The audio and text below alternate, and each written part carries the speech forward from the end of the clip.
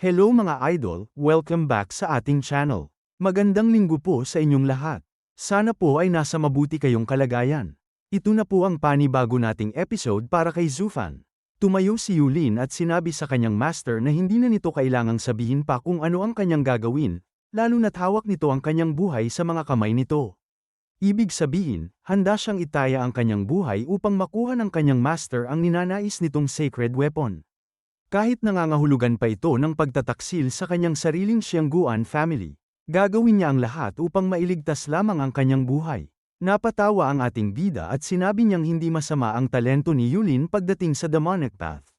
Mabilis nitong nauunawaan ang kanyang sitwasyon at alam nito kung ano ang dapat gawin upang hindi malagay sa panganib ang sarili. Dahil dito, maaari na niyang iwan kay Yulin ang mahalagang responsibilidad na nais niyang ipagawa rito. Sa ngayon, ang kailangan lamang gawin ni Yulin ay ipagpatuloy ang kanyang tungkulin bilang young master ng Xiangguan family. Kapag dumating ang tamang panahon, sa kanya kailangang gampanan ang kanyang responsibilidad bilang disciple ng ating bida. Nagulat naman si Yulin nang marinig ang sinabi ng kanyang master dahil hindi niya alam kung anong uri ng responsibilidad ang nais nitong ibigay sa kanya. Isa itong demonic master, kaya posibleng may kaugnayan sa demonic path ang kanyang magiging tungkulin. Kung mangyayari yon, maaari itong magdulot ng malaking problema para kay Yulin. Ipinaalam ng ating bida na hindi pa niya maaaring sabihin sa ngayon kung ano ang magiging responsibilidad ni Yulin sa hinaharap. Ngunit tulad ng sinabi niya, kapag dumating ang tamang panahon, muli niya itong kakausapin. Sa oras na yon, dapat ay handa si Yulin na itaya ang kanyang buhay upang maisakatuparan ang kanyang magiging tungkulin. Dagdag pa ng ating bida, ang kailangan lamang gawin ni Yulin sa kasalukuyan ay maglelo sa loob ng Xiangguan clan.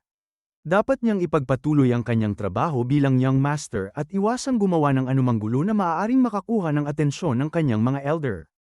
Kapag nakumpleto na niya ang lahat ng kinakailangan para sa kanilang plano, saka siya gagawa ng aksyon upang matagumpay nilang makuha ang kanilang pakay na sacred weapon.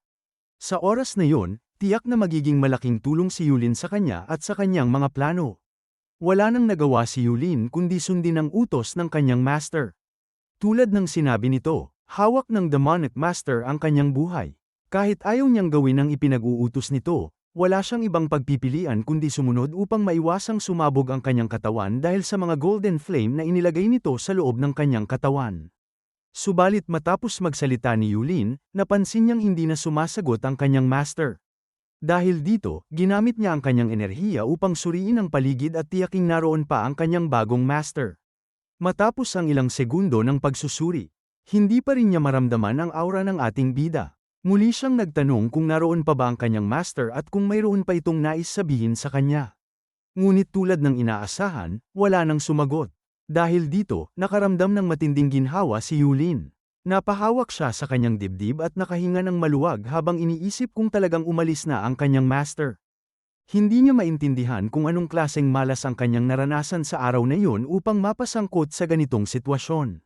Sa hindi inaasahang pangyayari, naging taksil siya sa sarili niyang pamilya at, higit sa lahat, naging hostage pa ng isang misteryosong matandang demonyo. Pumunta siya sa lugar na iyon upang alisin sana ang kanyang karibal sa pag-ibig na si Zufan, ngunit sa huli ay naging puppet lamang siya ng isang baliw na expert. Dahil sa galit at frustration, wala nang nagawa si Yulin kundi umalis. Alam niyang gabi na, at kung hindi siya agad makakabalik sa kanilang clan, maaari itong magdulot ng problema. Hindi niya alam na kanina pa siya minamanmanan ng kanyang bagong master. Habang palayo si Yulin, ngumiti ang ating bida dahil sa wakas ay nakakuha na siya ng isang mahalagang pawn na maaari niyang gamitin anumang oras. Hindi na lamang siya isang bystander na naghihintay kung kailan kikilos ang Xiangguan clan. Sa larong ito na parabang isang malaking chessboard, mayroon na siyang mahalagang pyesa na maaari niyang gamitin upang baguhin ang mga pangyayari at harapin ang anumang problemang maaaring lumitaw sa hinaharap. Agad ding umalis ang ating bida dahil kailangan pa niyang maghanda para sa susunod niyang pag-arte sa oras na makarating si Yulin sa Xiangguan family. Kailangan na rin niyang ihanda ang kanyang mga dahilan sakaling tanungin siya ng family head tungkol sa mga nangyari. Samantala, sa loob ng mansyon ng ating bida, walang tigil na naglalakad si King Yan habang nag-aalala sa kalagayan ni Mr. Gu. Nakatayo rin ang kanyang ama at naghihintay sa pagdating ng kanyang dalawang pamangkin. Matagal na nilang hinihintay sina Yulin at Gu Yifan. Ngunit hanggang ngayon ay hindi pa rin bumabalik ang dalawa. Iba naman ang naging reaksyon ni Little Son. Wala siyang ipinakitang pag-aalala at patuloy lamang siyang naglalaro. Kumpiyansa siyang walang masamang mangyayari sa kanyang ama, lalo na't mas malakas ito kumpara kay Yulin. Kung sakaling gumawa ng maling hakbang si Yulin, malamang ay siya pa ang mapapahamak. Biglang dumating ang isa sa mga tauhan ng Xiangguan family upang maghatid ng balita. Nang marinig ni King Yan ang mga yabag ng bantay, agad niya itong tinanong kung nakabalik na ba mula sa kanilang paglalakbay ang dalawa niyang pinsan. Maging ang family head ay napatingin sa direksyon ng bantay habang hinihintay ang sagot nito. Agad na nag-report ang tauhan sa family head at sa young lady na hindi pa rin bumabalik ang kanilang young master na si Yulin at ang kanilang bagong young master na si Mr. Go. Higit pa rito, wala rin silang natatanggap na anumang balita tungkol sa kinaroroonan o kalagayan ng dalawa. Nang marinig ito ng family head, sinabi niyang maaari nang magpahinga ang bantay at bumalik sa kanyang tungkulin. Samantala, lalo namang nabahala si King Yan dahil hindi niya alam kung saan dinala ni Yulin si Mr. Go at kung bakit hanggang ngayon ay hindi pa rin bumabalik ang dalawa. Hindi niya maiwasang isipin kung may masamang nangyari sa kanila. Tinanong niya ang kanyang ama kung sa tingin nito ay may nangyaring hindi maganda. O baka naman nakita sila ng mga bantay ng lungsod at nahuli. Agad namang umiling ang kanyang ama dahil maging siya ay walang ideya kung ano ang kasalukuyang kalagayan ni Yulin at Gu Yifan. Napatingin naman si King Yan kay Little Son upang makita ang kanyang reaksyon. Ngunit napansin niyang patuloy lamang ito sa paglalaro na para bang wala itong pakialam sa pagkawala ng kanyang ama. Ngayon lamang nakita ni King Yan na ganito kakalmado si Little Son, kaya hindi niya alam kung ano ang nasa isip nito. Dahil dito, agad na nilapitan ni King Yan si Little Son at tinanong kung hindi ba ito nag-aalala dahil hindi pa rin bumabalik ang kanyang ama. Kalmado namang sumagot si Little Son na ang kanyang ama ay isang grown adult. Kaya wala siyang nakikitang dahilan upang matakot o mag-alala, lalo na't kayanan ng kanyang ama na pangalagaan ang sarili nito. May kumpiyansa pang sinabi ni Little Son na kung sakaling may nangyari man sa kanyang ama, tiyak na hindi ito ang magiging biktima. Hindi man niya alam kung saan dinala ni Yulin ang kanyang ama, sigurado siyang si Yulin ang mas malamang na mapahamak kaysa sa kanyang ama. Nagtaka naman si King Yan sa sinabi ni Little Son at nais niyang malaman kung ano ang ibig nitong ipahiwatig. Gayunpaman, hindi na ito nagbigay pa ng karagdagang paliwanag at nagpatuloy lamang sa paglalaro, na para bang wala itong anumang pinangangambahan. Naputol ang kanilang usapan nang marinig nila ang anunsyo ng isang bantay na dumating na ang kanilang young master. Agad na natuwa si King Yan, pati na rin ang family head, kaya agad niyang tinanong ang tauhan kung tama ba ang kanyang narinig. Makalipas ang ilang sandali, pumasok si Yulin sa meeting hall. Maririnig ang bahagyang pagkirot sa kanyang boses habang binabati niya ang family head at ang kanyang mga pinsan. Ngunit agad na nagbago ang ekspresyon ng lahat nang makita nila ang kanyang kalagayan. Punong-puno ng pawis ang mukha ni Yulin, habang makikita ang malalaking pasa at bukol sa kanyang mukha. Halata ring marami siyang tinamong sugat sa katawan. Malaki ang pinsalang natamo niya matapos siyang bugbugin ni Zufan habang nagpapanggap itong kanyang bagong master. Samantala, natuwa naman si Little Son nang makita ang kalagayan ni Yulin dahil napatunayan nitong tama ang kanyang hinala. Tulad ng sinabi niya kanina, hindi nila alam kung sino talaga ang nasa panganib at kung sino ang ligtas. Sa huli, malinaw na si Yulin ang napahamak at hindi ang kanyang ama. Agad na napatingin ang family head kay Yulin at halos hindi makapaniwala sa kanyang nakita. Tinanong niya kung siya nga ba talaga ang kanyang pamangkin. Nang umalis kasi si Yulin, maayos at gwapo pa ang kanyang mukha, ngunit ngayon ay para na itong binugbog ng husto. Maging si King Yan ay hindi rin makapaniwala sa kanyang nakita. Tinanong niya kung siya nga ba talaga ang kanyang pamangkin. Pati ang mga tauhan ng Xiangguan family ay nagulat nang unang sabihin ng young master na siya si Yulin. Gayunpaman, matapos nilang suriin ang kanyang aura, nakumpirma nilang siya nga ang kanilang young master. Nang marinig ito ng family head, agad niyang napagtanto na tiyak na may nangyari sa kanyang pamangkin. Kaya tinanong niya si Yulin kung ano ang nangyari at kung bakit ganoon na lamang ang kondisyon ng kanyang mukha at katawan. Samantala, mas inuna ni King Yan na tanungin ang kanyang pinsan kung nasaan si Mr. Gu. Nais niyang malaman kung bakit hindi ito kasama ni Yulin sa pag-uwi, lalo na't si Yulin mismo ang kumuha kay Mr. Gu kanina. Nalungkot naman si Yulin sa tanong ng kanyang pinsan. Sa halip na alalahanin ang kanyang kalagayan matapos makita ang napakaraming pasa at sugat sa kanyang katawan, ang unang inisip ni King Yan ay kung nasaan si Mr. Gu. Mas masakit pa para kay Yulin na tila wala itong kahit anong bakas ng pag-aalala sa kanyang kalagayan. Muli siyang tinanong ni King Yan kung nasaan si Mr. Gu. Ipinaalala niya kay Yulin na bago niya ito kunin kanina, malinaw niyang sinabi na dapat nitong alagaan si Mr. Gu. Ngunit ngayon ay mag-isa itong bumalik sa kanilang mansyon habang nawawala naman si Mr.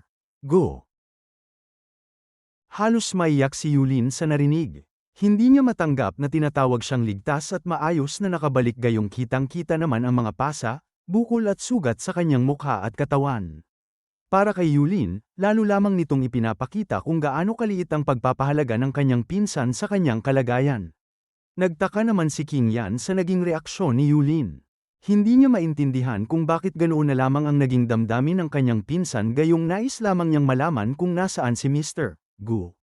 Biglang napahinto ang kanilang pag-uusap nang marinig nila ang boses ng ating bida mula sa labas ng pintuan.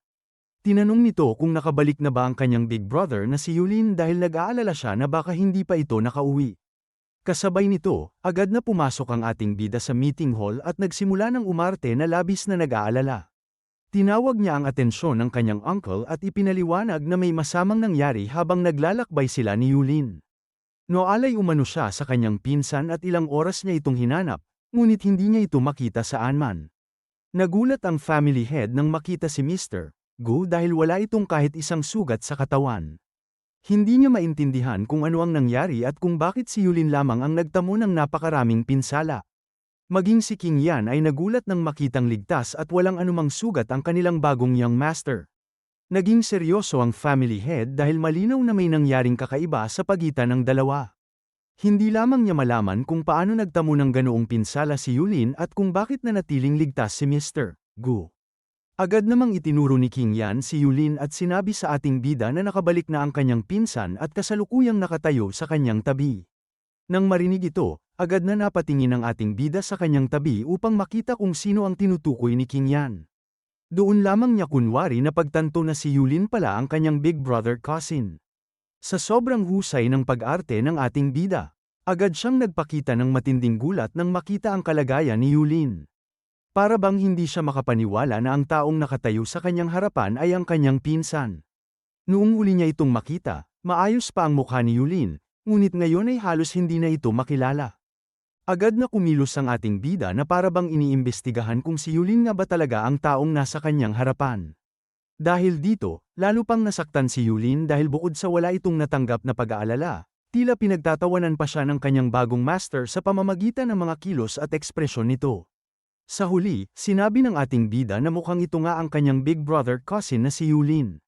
Bagamat ibang-iba na ang mukha nito kumpara sa dati, ramdam pa rin niya ang pamilyar na aura mula sa katawan nito. Nakikita pa rin umano niya ang bakas ng pagiging heroic, matalino, exceptional, at dating napakagwapong anyo ng kanyang pinsan. Nang marinig yun ni King Yan, hindi niya napigil ang tumawa ng malakas dahil kabaligtaran nito ng kasalukuyang itsura ni Yulin. Para sa kanya, talagang marunong magbiro si Mr. Gu sa ganitong pagkakataon. Agad naman siyang sinabihan ng kanyang ama na huwag nang tumawa, lalo na't nasa harapan mismo nila si Yulin, na halatang-halata ng nasasaktan at nahihiya sa kanyang kasalukuyang kalagayan. Nagsalita ang family head at sinabi niya ngayong nakabalik na ang dalawa, nais niyang malaman kung ano talaga ang nangyari sa kanila at kung bakit ganoon ang kanilang kalagayan matapos ang kanilang paglalakbay. Malinaw na magkaiba ang naging sitwasyon ni Yulin at ng ating bida. Ang isa ay nagtamo ng malubhang pinsala at puno ng sugat ang katawan, habang ang isa naman ay tila walang anumang nangyari. Dahil dito, hindi niya maiwasang magtaka kung ano ang tunay na nangyari sa kanilang dalawa. Agad namang nagsalita ang ating bida at sinabi niyang ipapaliwanag niya ang lahat ng nangyari upang malaman ng family head at ng iba pang naroroon ang tunay na sitwasyon. Dagdag pa niya, nakahinga na rin siya ng maluwag dahil kahit paano ay ligtas at maayos pa rin ang kanyang big brother na si Yulin.